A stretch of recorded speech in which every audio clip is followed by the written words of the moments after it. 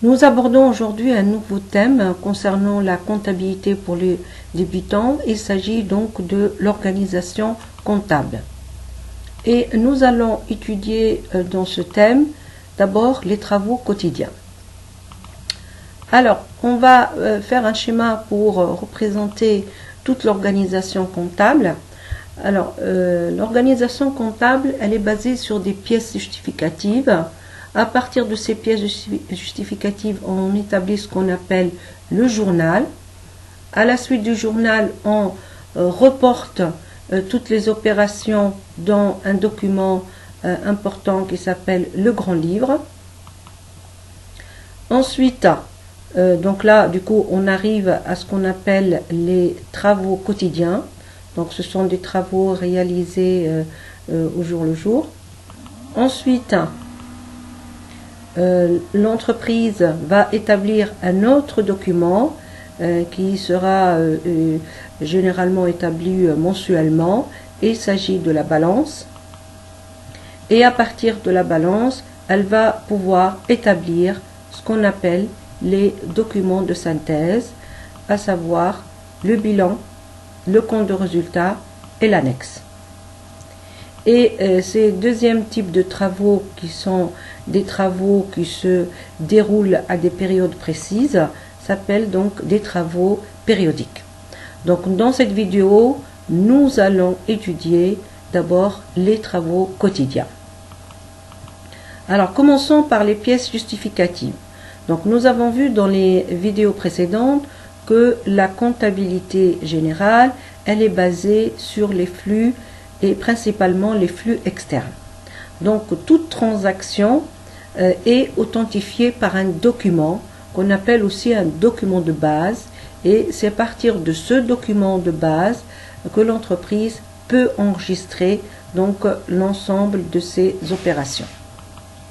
Donc on peut dire que les pièces justificatives sont des documents de base des opérations à enregistrer. Alors l'entreprise, donc elle doit trier et classer ces documents de base pour pouvoir par la suite les enregistrer par ordre chronologique. Alors en quoi consistent ces documents de base? On peut avoir l'exemple d'une facture. Donc les factures d'achat, les factures de vente. Ensuite, le chèque, c'est un document important, c'est une pièce justificative, surtout le talon du chèque. Ensuite, on peut citer également le bulletin de salaire, c'est aussi un document qui est produit par l'entreprise et qui constitue également une pièce justificative. On peut citer d'autres. On peut citer par exemple les pièces de caisse, les bordereaux de remise de chèques, etc. Alors il faut savoir qu'il y a des documents qui ne sont pas considérés comme des documents justificatifs. Par exemple, le bon de livraison, le bon de sortie ne sont pas des pièces justificatives à partir desquelles l'entreprise peut enregistrer donc ces documents. Alors une fois que l'entreprise a rassemblé tous ces documents et ces pièces justificatives, elle va les enregistrer dans un document qu'on appelle le journal. Alors selon l'article 8 du Code du commerce, nous avons la définition suivante: toute personne physique ou morale ayant la qualité de commerçant doit procéder à l'enregistrement comptable des mouvements affectant le patrimoine de son entreprise. Ces mouvements sont enregistrés chronologiquement. Alors, d'après cet article de loi, on comprend que le journal, déjà, c'est un document obligatoire, puisque le commerçant doit procéder à l'enregistrement. Donc, c'est obligatoire pour les personnes physiques ou les personnes morales. Alors, une personne morale, c'est une société. D'accord? Donc c'est obligatoire pour les personnes morales, les personnes physiques qui ont la qualité de commerçant, d'enregistrer au fait toutes les opérations qui vont affecter, qui vont toucher le patrimoine, c'est-à-dire l'ensemble des biens et des dettes de l'entreprise, et ces enregistrements doivent se faire chronologiquement.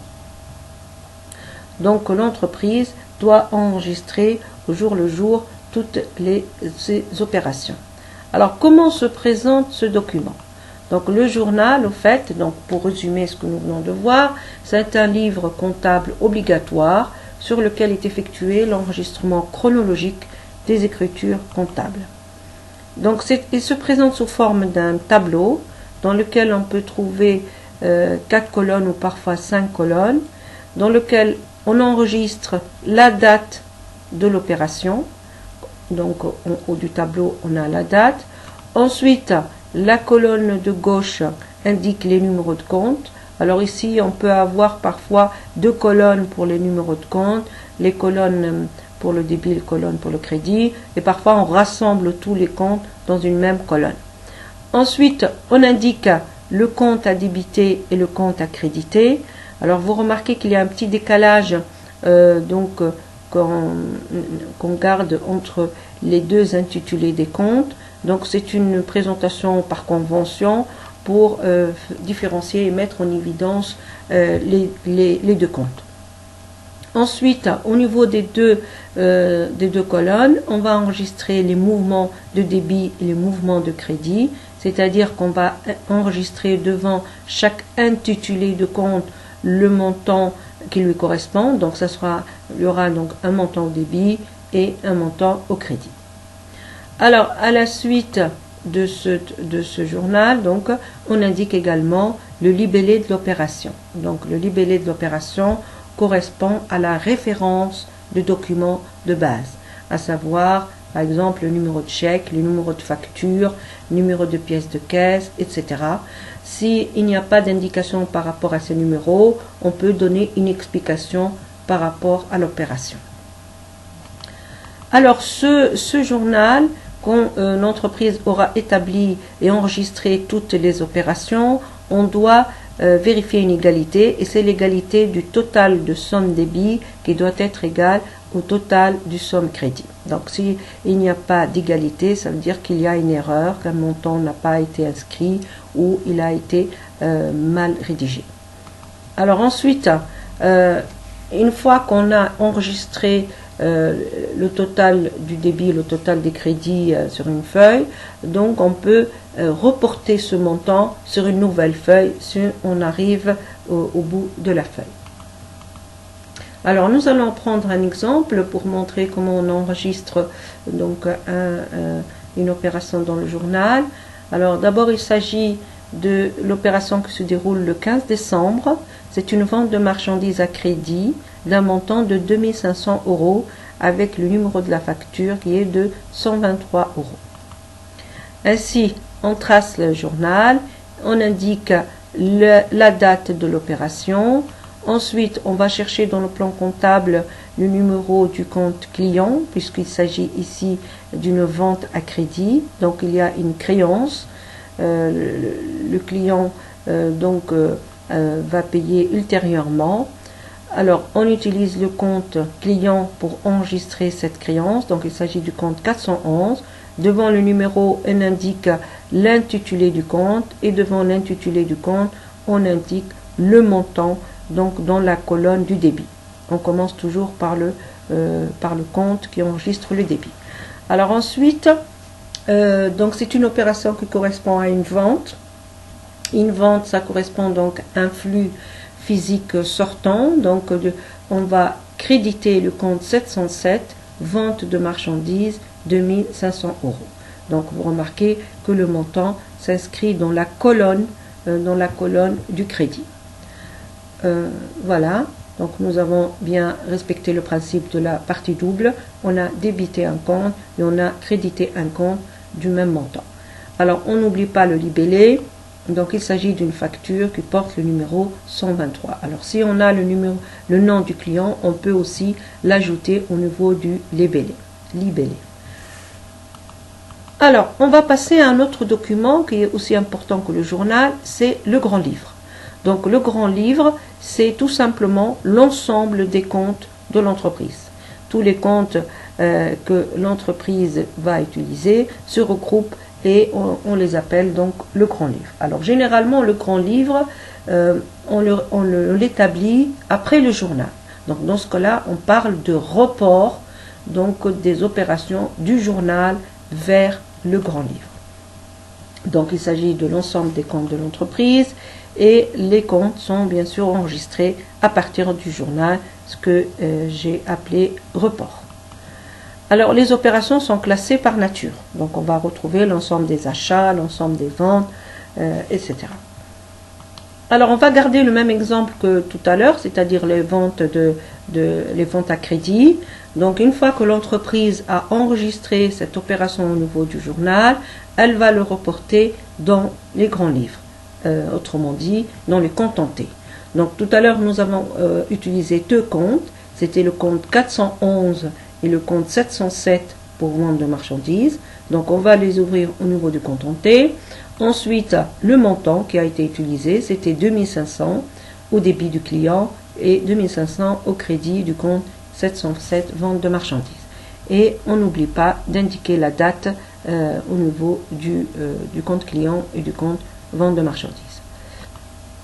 Alors, nous allons prendre une application dans laquelle on va illustrer toute cette opération d'enregistrement dans le journal, puis de report dans le grand livre. Alors pour cela, il s'agit d'une application qui porte le nom de Berkos.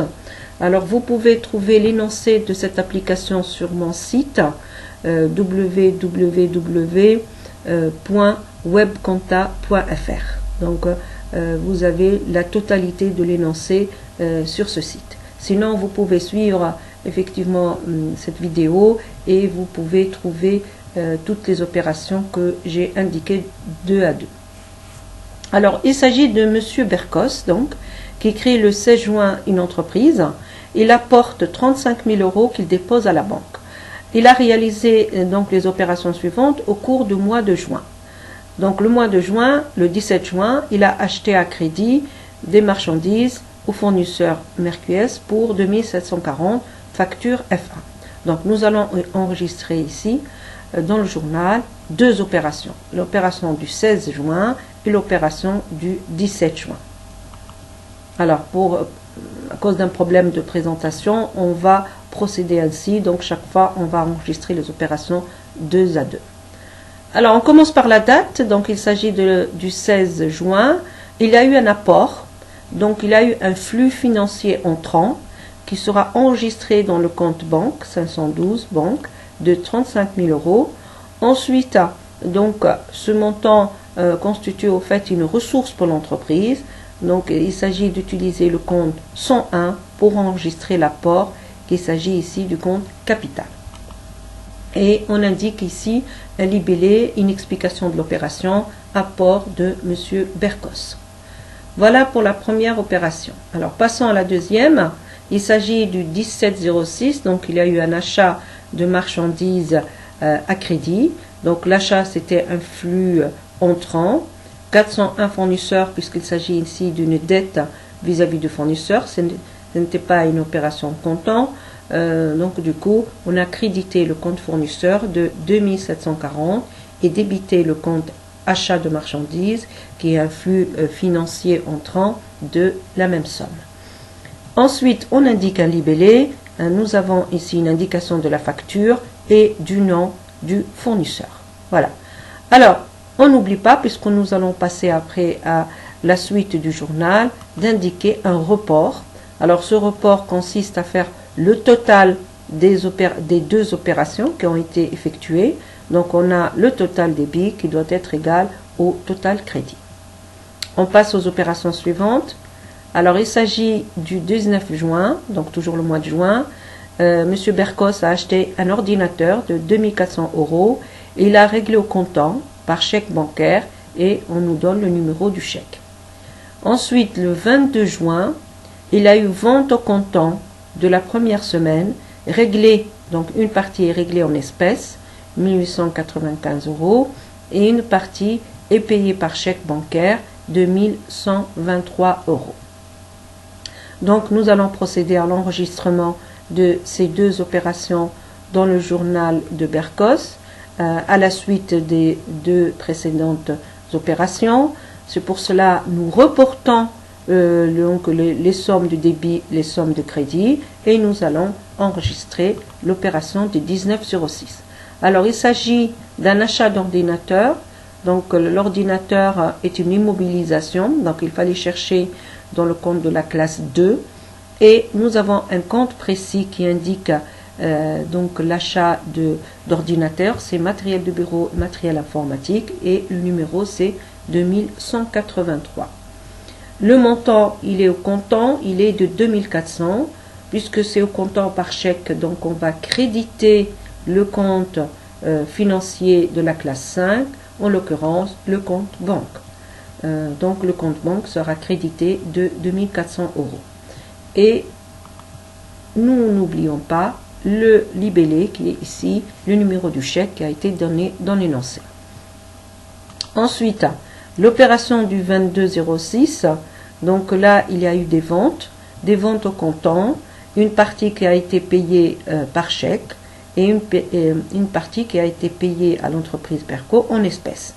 Donc ici du coup on va avoir 3 comptes dans cette opération. Alors le premier compte enregistre les chèques. Donc là il a eu une entrée de flux financier.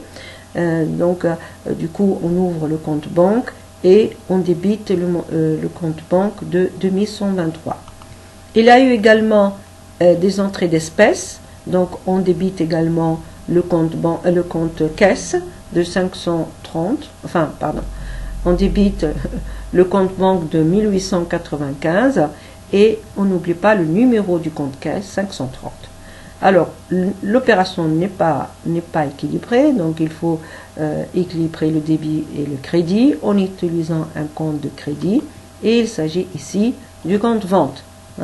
Donc c'est le numéro 707, vente de marchandises, et on indique donc le total de l'opération qui est la somme de ces deux montants. Alors vous remarquez qu'il y a ici aussi un report à calculer. Alors ce report se détermine en faisant la somme de l'ancien report avec le montant des opérations qui ont été réalisées le 19 et le 22 juin. Ce qui nous donne donc un total de 44 158 pour le débit et le crédit. Les deux dernières opérations, donc toujours le mois de juin, le 23 juin, vente à crédit au client de gaz 2010, facture V1. Et le 24 juin, il a eu achat de timbre poste payé en espèces 87 euros. Donc on reporte le montant du débit et du crédit que nous avons trouvé tout à l'heure, et on va comptabiliser donc dans le journal les deux opérations. Alors le 23/06, il a eu une vente à crédit. Puisqu'elle est à crédit, ça veut dire que là l'entreprise a une créance avec son client. Pour enregistrer la créance, on ouvre le compte client 411 qui sera débité du montant 2010. C'est une vente, donc le compte à créditer, c'est les ventes de marchandises du même montant. Et on indique le libellé. Ici on a le nom du client, donc on peut l'ajouter, et le numéro de la facture. Voilà pour l'opération du 23/06. On passe à la dernière, le 24/06. Il a eu achat de timbres postaux en espèces. Donc on a dans le plan comptable un numéro qui nous permet d'enregistrer les timbres postes. Il s'agit ici d'une charge, donc c'est la classe 6, et on cherche donc dans la classe 6 le compte qui enregistre les timbres postaux. Donc on débite ce compte de 87 euros et on crédite la caisse, puisque c'est payé en espèces, de 87 euros. Alors, payé en espèces, donc on n'a aucune indication par rapport à la pièce, donc on a juste une explication à indiquer, payé en espèces. Donc là aussi, on va calculer un total, mais ici, ce sera un total final, ce ne sera pas un report, puisqu'on arrive à la fin des opérations du mois de juin. Donc du coup, on a les totaux pour le total débit et total crédit, et vous remarquez une égalité entre total débit et total crédit. D'accord?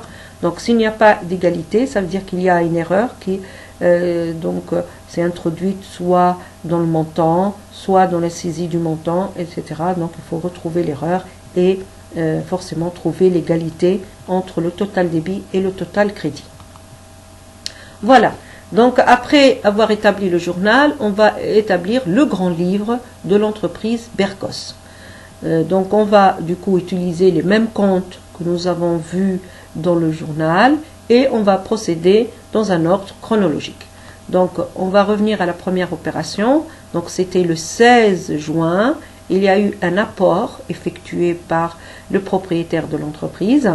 Donc l'apport, nous avons utilisé le compte banque, 512 banques, et le compte capital qui a été crédité de 35 000. Donc ici, on voit l'opération, elle est équilibrée, un total débit qui est égal à un total crédit. L'opération du 17 juin, donc il y a eu achat de marchandises à crédit.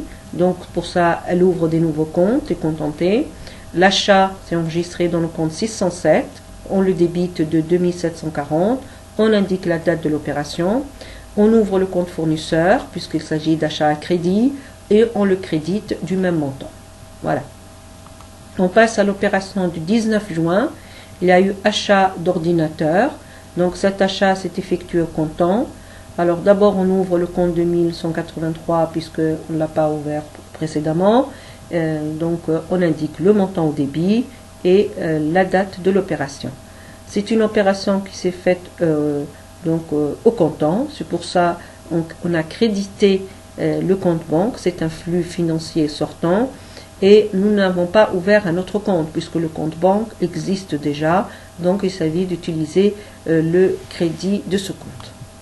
On passe à l'opération suivante, c'est celle du 22 juin.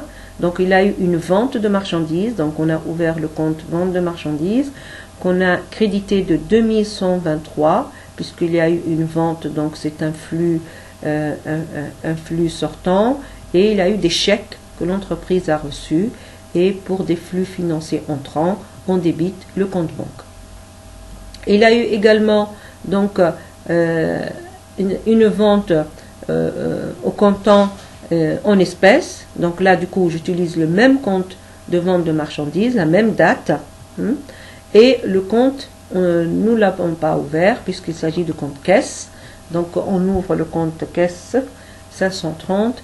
Et on le débite de 1895 puisque c'est un flux financier entrant.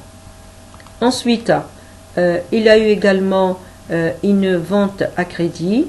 Donc là, on ouvre le compte client 2010 et on revient au compte vente de marchandises. Donc on ne va pas ouvrir un autre puisque nous l'avons déjà ouvert. Et on le crédite également par 2010. Donc on ajoute un troisième montant pour l'opération du 2306. Ensuite, dernière opération, c'était l'achat de frais postaux et de télécommunications, les timbres postaux.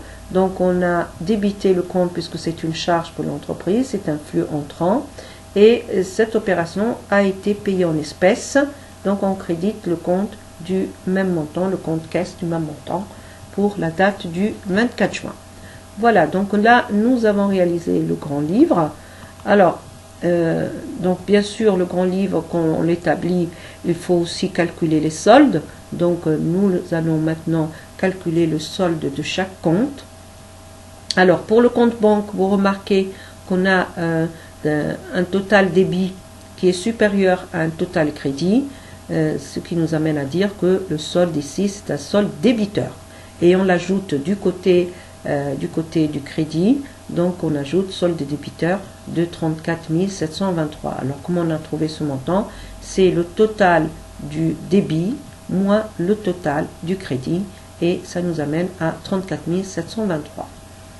Le compte capital, vous remarquez que la somme elle est au crédit, donc on peut dire que c'est un solde créditeur et donc pour respecter le principe de la partie double, on va placer le solde créditeur du côté du débit cette fois. On poursuit pour les autres comptes. Donc il y a eu 607 achats de marchandises. Donc le montant, il y avait un seul montant de 2740. Donc du coup c'est un solde débiteur qu'on place du côté du crédit de 2740. Même chose pour le fournisseur, un seul montant. Donc il était au crédit. Donc le solde sera placé du côté du débit. Pour l'ordinateur, nous l'avons enregistré donc dans le compte 2183. Il y avait un seul montant au niveau de ce compte. Donc c'est un solde débiteur et on le place du côté du crédit. Nous avons aussi calculé le solde du compte caisse. Donc là, il s'agit de faire la différence entre les deux montants, puisque nous avons ici un montant au débit et un montant au crédit. Donc la différence des deux montants nous donne un solde débiteur de 1808, donc qui sera placé du côté du crédit. Le compte client, il y avait un seul montant, donc c'est un solde débiteur de 2010 à placer du côté crédit. Et enfin, au niveau des frais postaux, nous avons un montant qui était au débit donc de 87 euros, donc ça nous donne un solde débiteur de 87 euros. Voilà, merci. Si vous avez des questions, n'hésitez pas à les poser. Merci, au revoir.